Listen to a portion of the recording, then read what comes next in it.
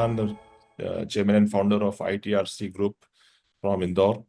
And today, it's a pleasure to have a teenager with us, a 57-year-old teenager with us, with the name of Neeraj Jha.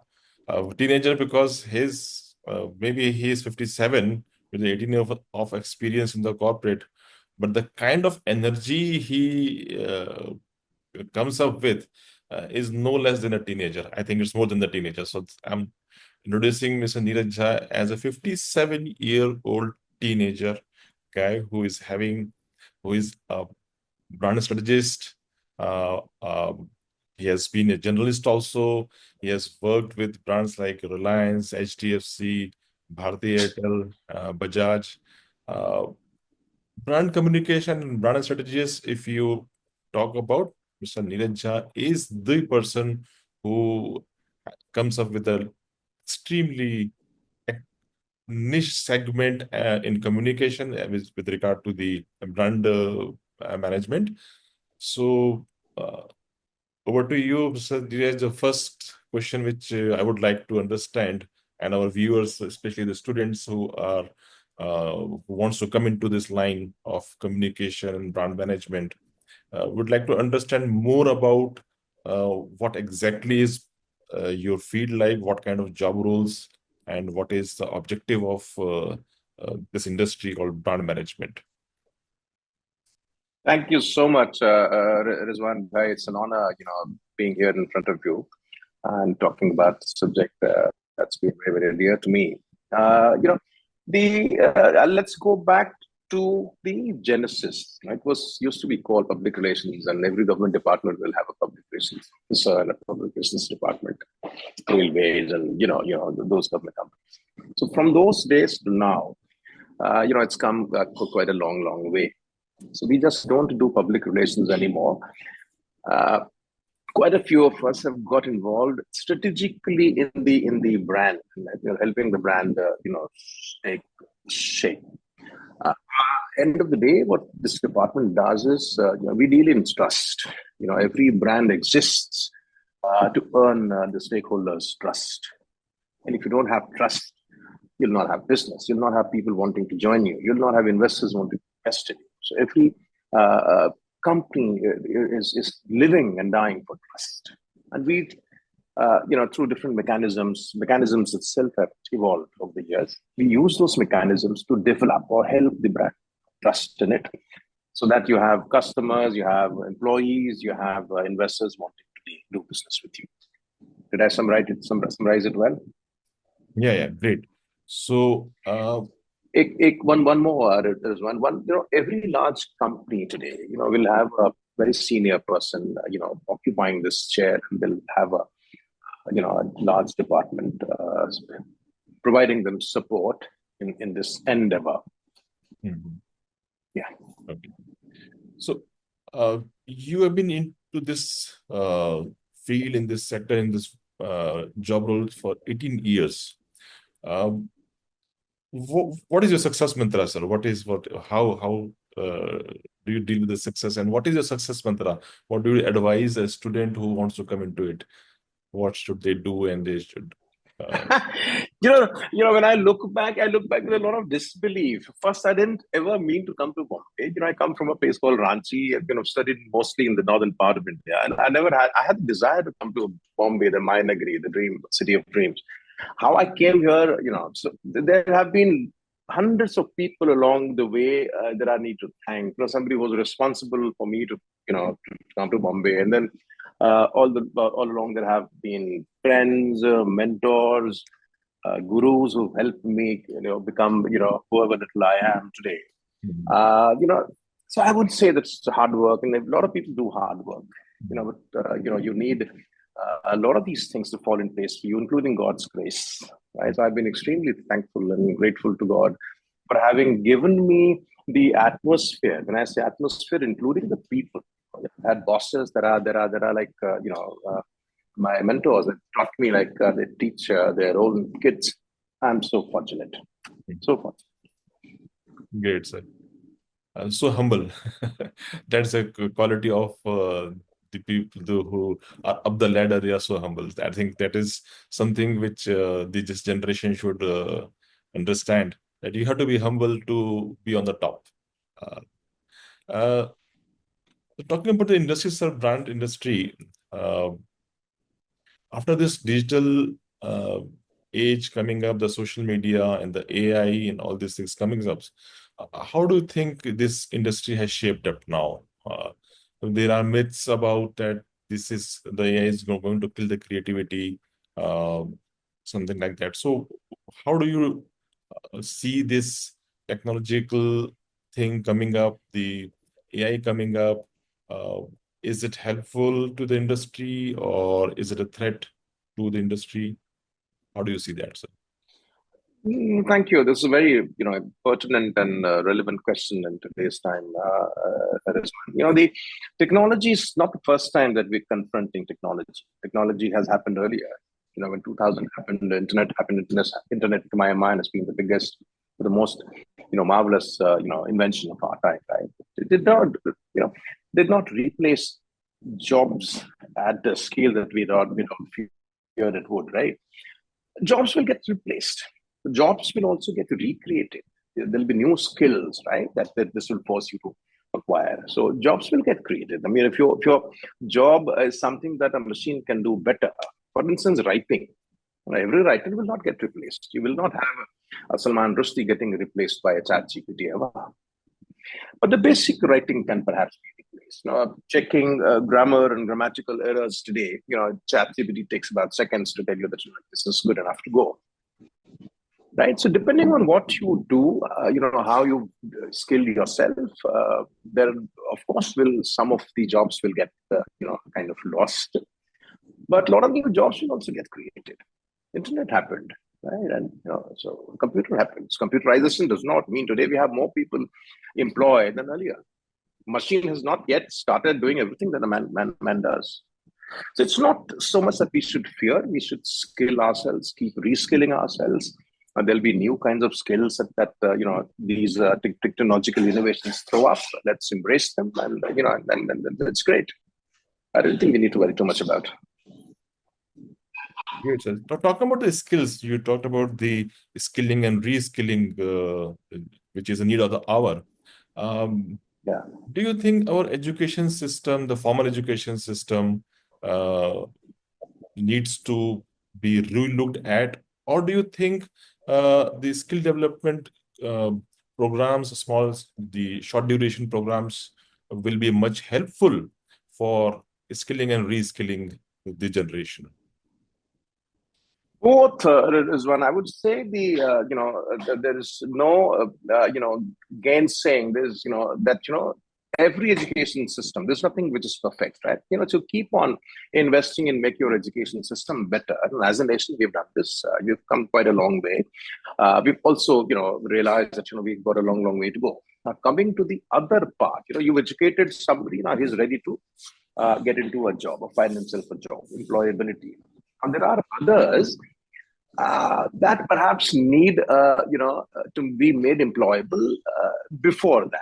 Everybody who's not meant to or designed to do a graduation or a post graduation or doctorate degree, if he can be employed, if his desire is to get employed, let's say after 10th, 9th, as a nation, I think we should have the ability to skill these people, make them employable at that age.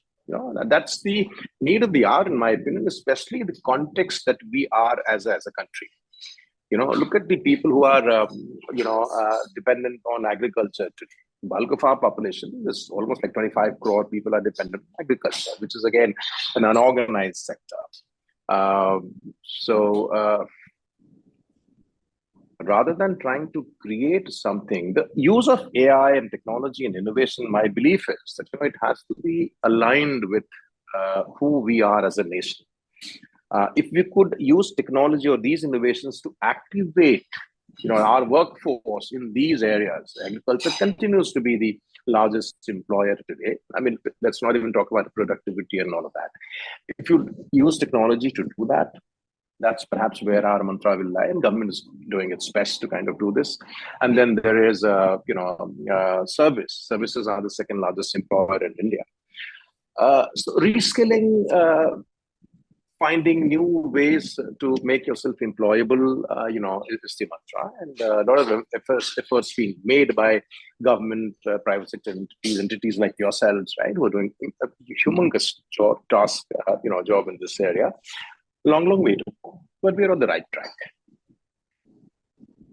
There is a, when I talk to the students of Gen Z, talk about mostly in the northern part of India. Yeah. There are myths in the minds of the students as well as their parents also about the private sector jobs. You have been into this sector since last 18 years. You started with uh, initially, and then you have reached a place where you are reporting to the chairman of the big brands. What is your advice to these students or their parents uh, about this myth that private sector's jobs are not good? They should prepare only for the government exams, and they should get into the government sector, which is more, uh, what they say is more risk-free. No, no. The first and foremost, none of these people that you said have reported to are going to like this. The fact that they'll be disappointed that the young India today is not as willing to join them as they are willing to join the government. There are two, different, I would say, areas, pluses and minuses. Job security seems to be, the biggest concern that's coming in the way of whether it's the student or the parent. But private sector is a large employer and is, getting more and more larger by the day as an employer. Government jobs are there. Actually, that are going to be smaller and fewer as we go along because, you're privatizing, government's getting out of a lot of these activities and businesses earlier.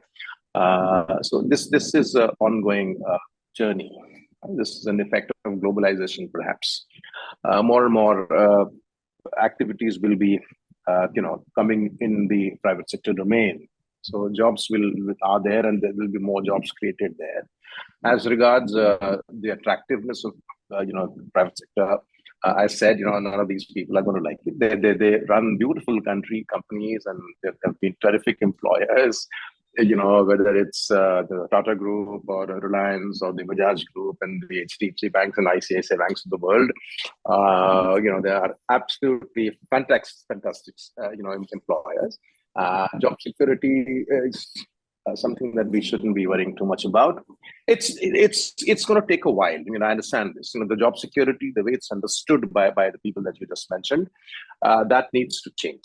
A lot of people have done well by being with the private sector. So nothing intrinsically wrong. These are great places to work. Come and join, and I don't think there is an issue. So talking about your sector, brand management and brand communication. Yeah. Is it necessary, sir, that the student needs to be a creative person to get into this domain, or is it not necessary? No, communication or brand management, or this has two dimensions. It has a creative dimensions aspect of the work. It also is something which is like a little more serious and business-like. For instance, if I am, let's say I'm creating content, for a marketing campaign, that's where you need creativity. When I'm issuing a statement in the defense of the brand, right, there is a crisis, and I'm issued a statement through the media. There's no creativity that's required here. It's very business-like language. You put out what you think is something that you would like to say in your defense. You use the modern channels of communication to ensure that the message has reached the audiences. But here, there's no room for creativity, in my opinion.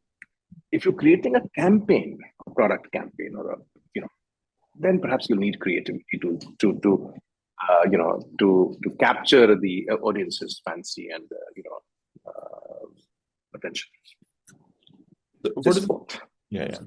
So what is a typical career graph? The students wants to understand that if they want to pursue their career in brand management and brand communication, what is the career path? How big they came, how what No, is it's a very good question, Rizwan. In fact, something that has been troubling me, and I've taken it up as a crusade. It's not a very organized, I would say,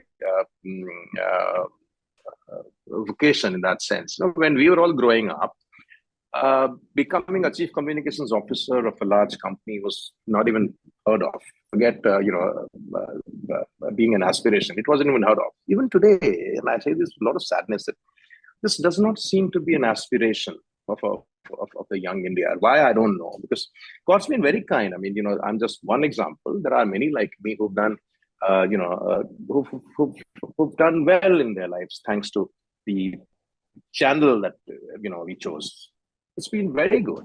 I would want more and more youngsters to consider, making this their first career choice. It's not. It's not taught anywhere. We teach public relations. I don't know. Public relations is a very small, subset of that we do. Mhm. No top college in India teaches this. Okay. Not even public relations. Even public relations taught, at tier 2, tier 3 colleges. There is a need, a dire need for us to design a curriculum where, corporate reputation is taught. Okay. Reputation capital is everything. And I'm saying, are we teaching it? Are we producing the manpower that will handle or help you manage your brand reputation? No. So that is where it starts. And then, there is no, I would say, entry barrier. I mean, anybody can come and, join this function. That also needs to change. I have an opinion that it's meant for a certain kinds of background. People are more suited to this. If you're a journalist, I think it helps. There are other aspects of this. For instance, event is a dimension, event is a vertical within this. You become, get yourself trained in event management and become part of this department. Right. Internal communications. You get yourself trained, become part of this department. So overall, the department has multiple facets, and each of these facets, specialize in their own on rights. But there has to be some, entry barrier. There has to be some basic qualification required to excel in this job. So there is a Did I demand answer your question? gap. Yeah, there's a demand supply gap is there. There is a demand in the market, but what kind of There is. I'll give you a sense. There are 8,000 listed companies in India. There are so many startups. There are so many companies in the MSME space. Each of these is a brand, small or large. Each of these need, somebody to handhold them through this journey. So that many, vacancies you can, easily, predict. Right. Today, the PR industry is all it is worth is to 2,500 crore. The top Indian 100 companies have a combined revenue of 60 lakh crore. That's huge.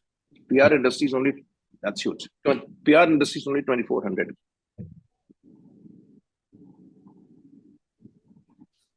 So you suggest the young people, this generation to get into this is a huge opportunity. I think this is an opportunity for them to So get. it is 100%, 100% is a great opportunity. And it's an amazingly respectable job.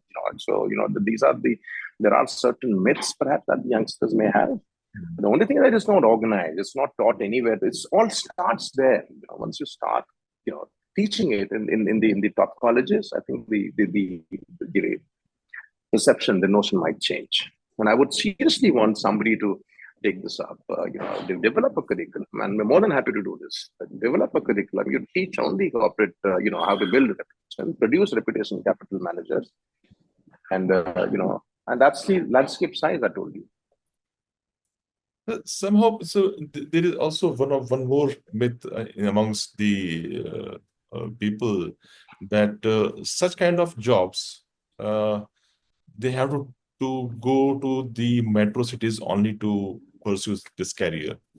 They have to go Right. to Mumbai or Pune. Is there any scope for the B categories towns where they can pursue that the kind of after the COVID, the kind of work from home environment has built up. So do you think No, that is no good question. And again, I mean, the PR industry employs about 15,000 people in a country of 100 crore employable citizens. This industry has only 15,000 people employed on last count. A very small industry. Doesn't mean that smaller towns or tier two, tier three. This industry doesn't have a footprint. It does. Like a PR agency out of Bombay.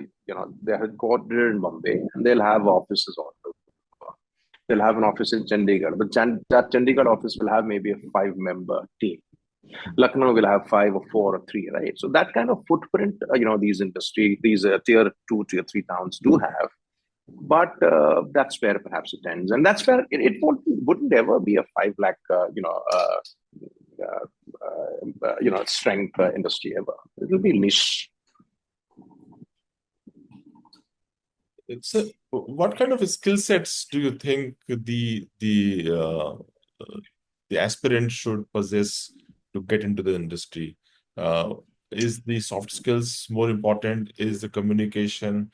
Is the language very important that it has to be fluent in the English? Is there some constraints regarding these things which uh, the student should, or the parent, because nowadays in India this the social uh, fabric is such that the parents take the decisions for uh, their their kids. So, do you think there is some limitations in terms of these things that if somebody is not fluent in English or their communication is not that good, they should not come into this industry?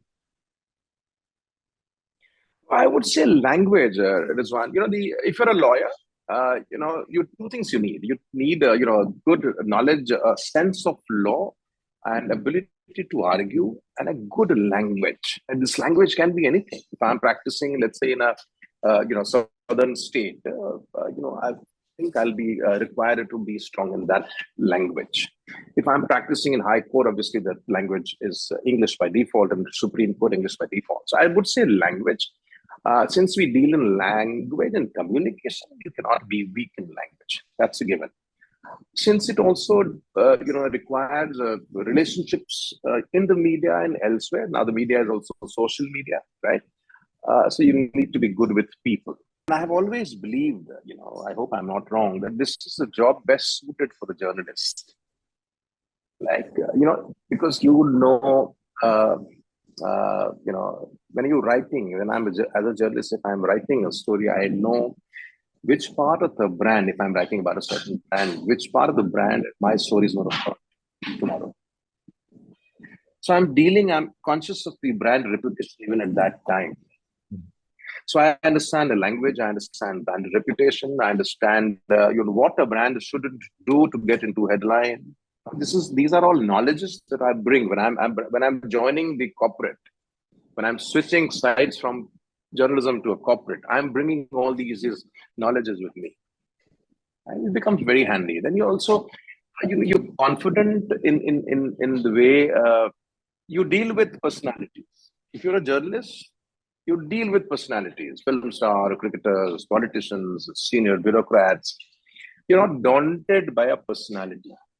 Right? Very important for you to be not daunted or get phased by personalities. Once I've joined a company, there are very senior people, top bankers, you shouldn't you shouldn't be phased. Otherwise, I'll be failing in my duty. My job is to tell you the truth. I'm the conscience keeper also, right? I'm also the conscience keeper. I said, Rizwan, this is not something which is right in your company. We'll have to make some effort to change it. Unless I have the confidence, I won't be able to tell you this. I'll be scared. So that's one good quality that a journalist has. They're not scared of telling you the truth. They're not scared of personalities, stature. Very, very important in this job. If I'm getting scared, I'm getting intimidated by your persona, then I don't think I'll be able to do my job, which is nothing but to tell you the truth. I have to be calling a spade a spade.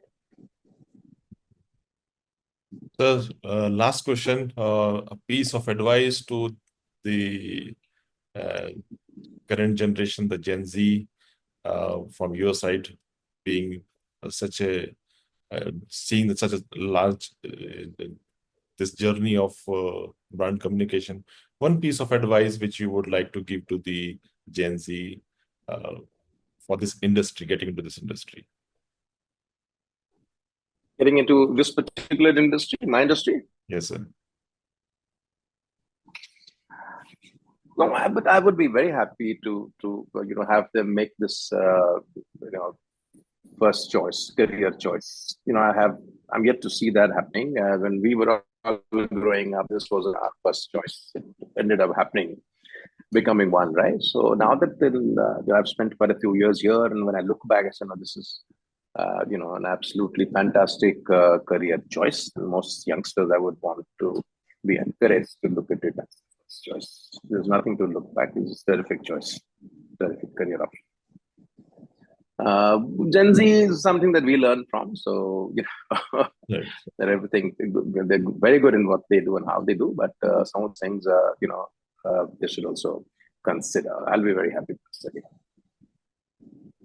Thank you so much, sir. Thank you. It was a pleasure having you on board on this podcast, and I'm sure this generation, the youth, will be guided from your wisdom, words of wisdom, and they will come into this line. And thank you so much, and being our mentor and uh, taking time out for this particular podcast. Thank you so much, sir. Thank you so much. It was a pleasure. Thank you so much. Thank you. Thank you.